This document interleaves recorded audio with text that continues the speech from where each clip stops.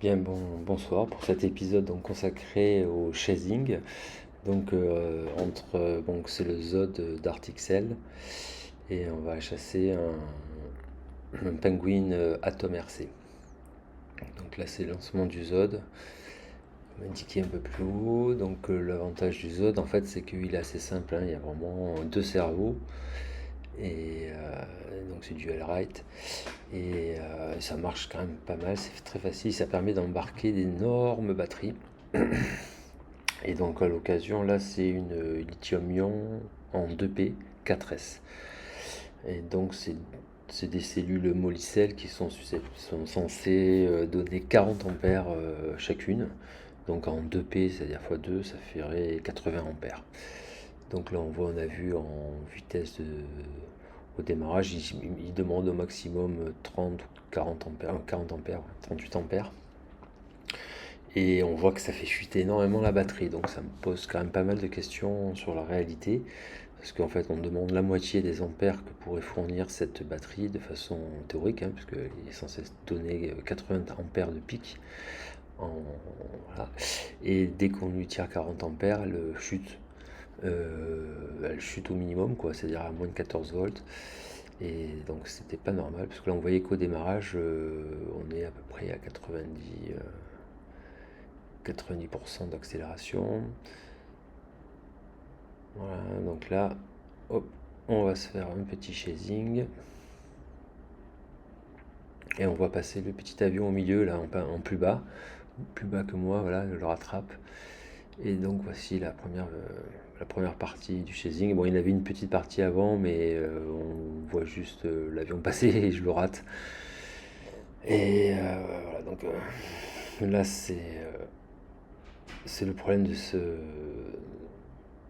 pingouin-là, voilà. Donc là, cette fois-ci, je le rate pas, je le lâche pas. Là, on voit qu'il part à gauche, donc je repars à gauche aussi. Et je vais essayer de me caler sur sa vitesse. Voilà, c'est les premiers vols, hein, pour ce pingouin-là, pour le pilote et comme là pour l'avion. Voilà, faut être indulgent. Donc là, j'ai du mal un peu à le rattraper, parce quand même, il avait un peu mis les gaz.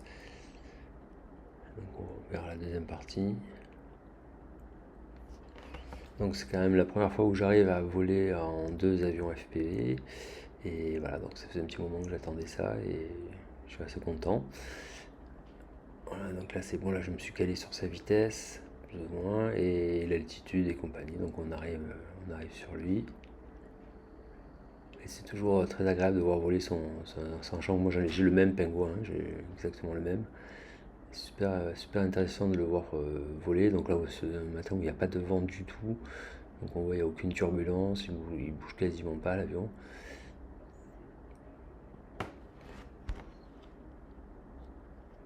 Et c'est quand même l'avantage d'avoir donc ce qu'on voulait tester aussi, savoir s'il y avait des interférences entre DJI et KDX, parce que lui il est équipé d'un KDX GT. GT2, le dernier modèle d'ailleurs. Et voilà, j'avais peur qu'il y ait des interférences, c'est pas du tout. Hop.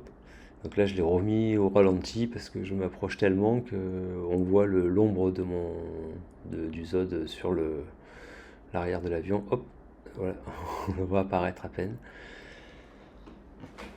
Donc c'est le soleil parce que j'ai le soleil dans le dos, hein,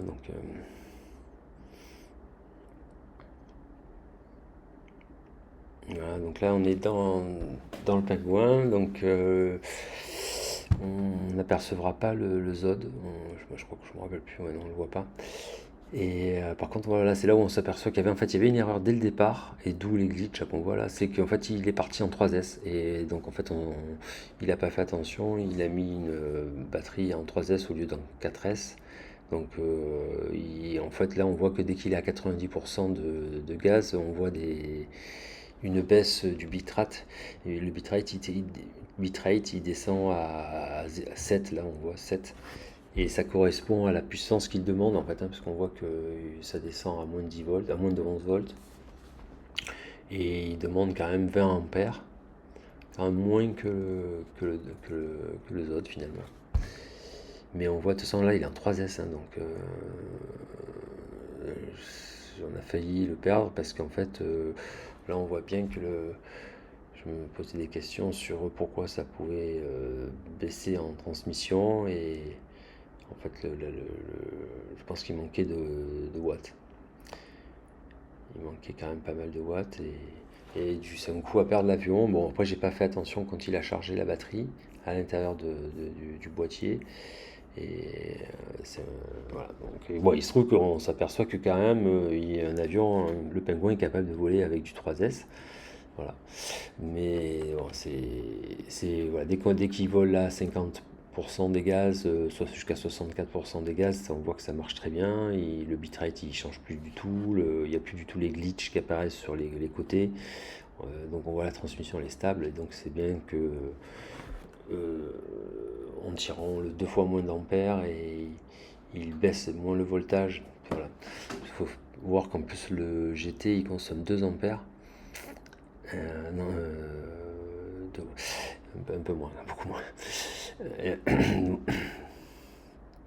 Donc là ça marche beaucoup mieux, voilà, parce qu'en fait il a ses gaz qui sont quand même plus bas là. Donc voilà, si vous n'allez pas trop vite, le Pingouin peut voler en 3S. Même avec un KDX GT qui est un des plus gourmands, hein, c'est beaucoup plus gourmand qu'un DJI.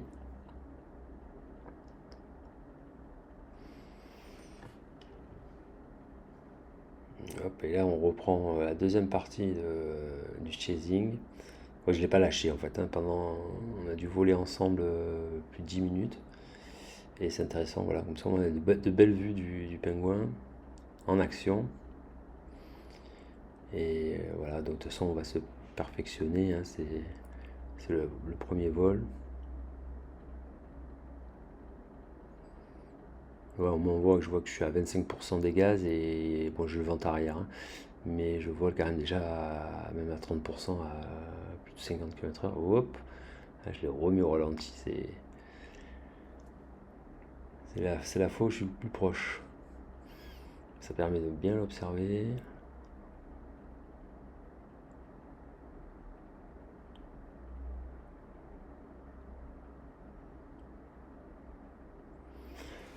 Et on peut le laisser filer.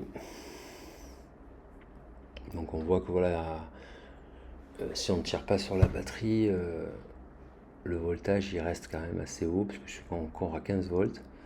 Donc là je pense qu'avec le Dart j'ai fait 2 vols et en tout j'ai fait un vol de plus de 15 minutes et un autre vol de 5. Donc en tout j'ai suis resté plus de 20 minutes en l'air. Je crois que même le premier vol il faisait 18 minutes. Et avec la même batterie. Mais voilà, donc le problème de la batterie c'est qu'elle s'effondre si on tire trop dessus, ce qui n'est pas normal.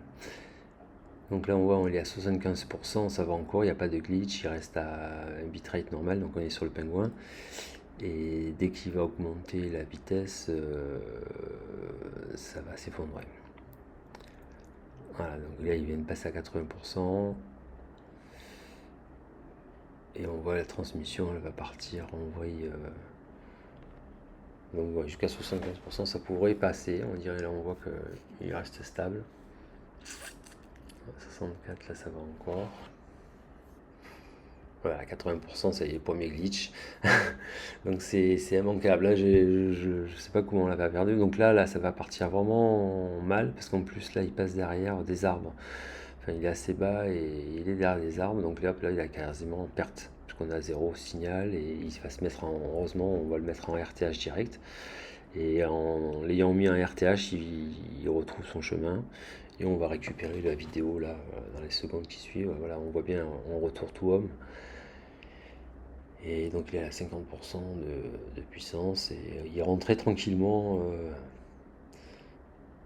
et on a pu récupérer, voilà, on a récupéré les commandes et surtout la vidéo, parce que de toute façon les commandes n'étaient pas perdues, c'était la vidéo qui avait pas assez de jus en fait et je pense que le transmetteur, la transmission elle se coupe. Voilà, donc on va continuer à faire un ou deux petits tours un peu rapides. Bon, là on n'a pas de glitch ni de perte de bitrate parce qu'on est vraiment à moins de 200 mètres hein,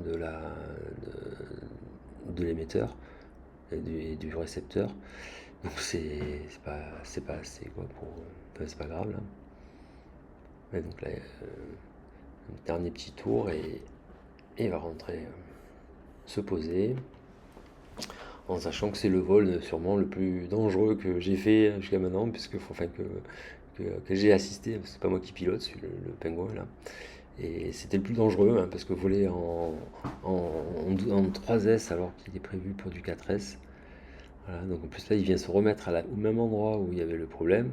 Bon, ça je ne pouvais pas voir parce que j'avais pas de retour vidéo. Sur les premiers vols, j'ai branché sur le KDX une tablette, enfin un écran HDMI à 80 € là. Et ça marche très bien, c'est super.